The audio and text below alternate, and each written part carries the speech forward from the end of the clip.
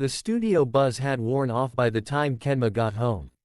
He stepped out of his shoes, dropped his bag next to the couch, and stood in the middle of his living room like he'd forgotten what to do with it.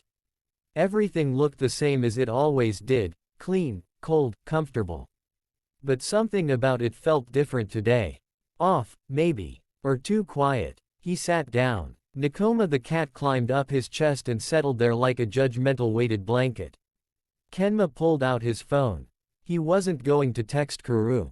That would be weird. They'd met twice. It was a business relationship.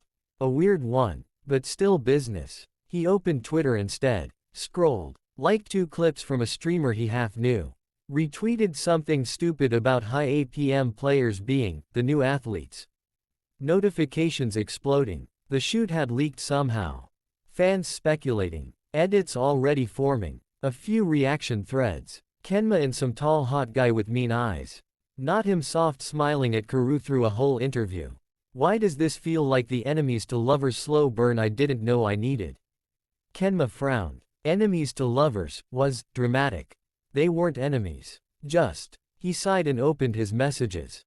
You survived the set. Kenma stared at the screen for a full 30 seconds. Then typed. Barely. The typing bubble appeared instantly. Same.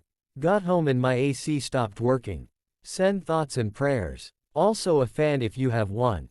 Suffer. Wow. Stone cold. No sympathy for the talent. You're not talent. You're logistics. And yet I still look better on camera. Kenma's lips twitched. He didn't mean to smile.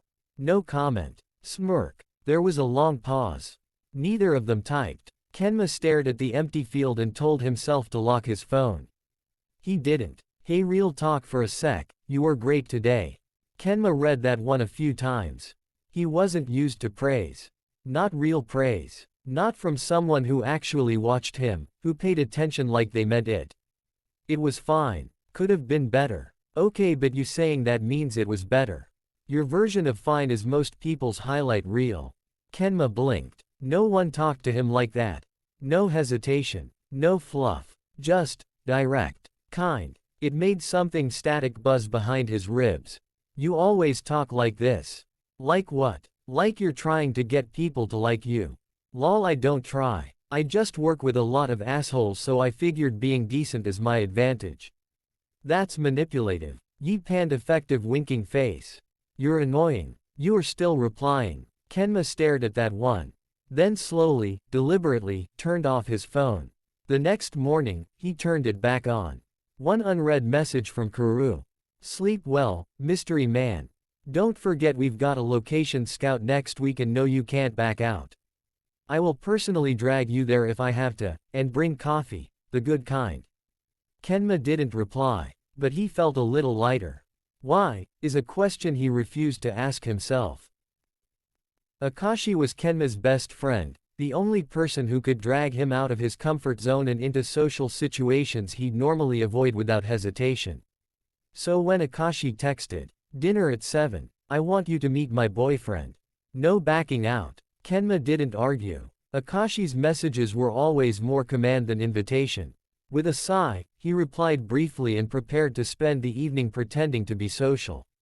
The restaurant, predictably, was quiet and understated, the kind of place Akashi always chose. Kenma arrived early, took a corner seat, and glanced at the menu without much interest. He was still scanning it when a chair scraped across from him. Kenma, what are you doing here? He looked up to see Kuru, grinning like he already knew the punchline. I could ask you the same, Kenma replied, raising a brow. Kuru smirked. Looks like we're both dinner guests. You know Akashi? Yeah, Bakuto's my best friend. Akashi and him have been inseparable for years. Huh, I didn't know. Kuru chuckled. Well, you're about to.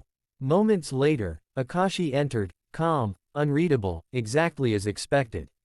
Kenma. Kuru, he greeted, sliding into a seat with a small smile. Glad you could make it. Before Kenma could reply, the door burst open. Kuru. Keiji. And you must be Kenma.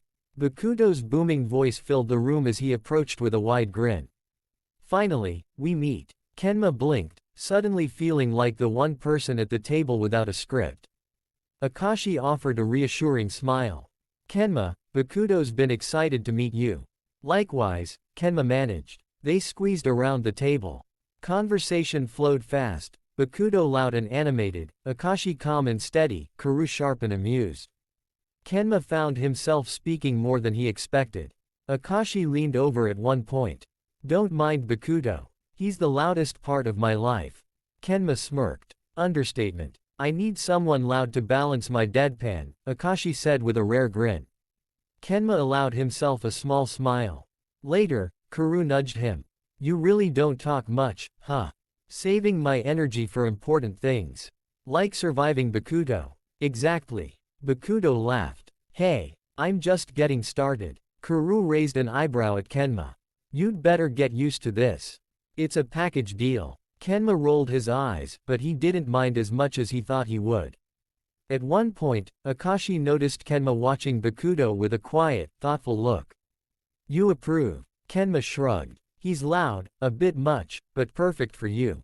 I'm impressed. Akashi smiled and squeezed Bakudo's hand. Meanwhile, across the table, Kuru and Kenma kept exchanging glances, half teasing, half something else. When Bakudo raised his glass for a toast to new friends and unexpected dinners, Kuru caught Kenma's gaze. The moment hung between them, heavier than it should have. As the group left the restaurant, Kenma and Kuru fell into step beside each other. See, socializing isn't that bad. Kenma shot him a look. Don't get used to it. Kuru's laugh was low and warm.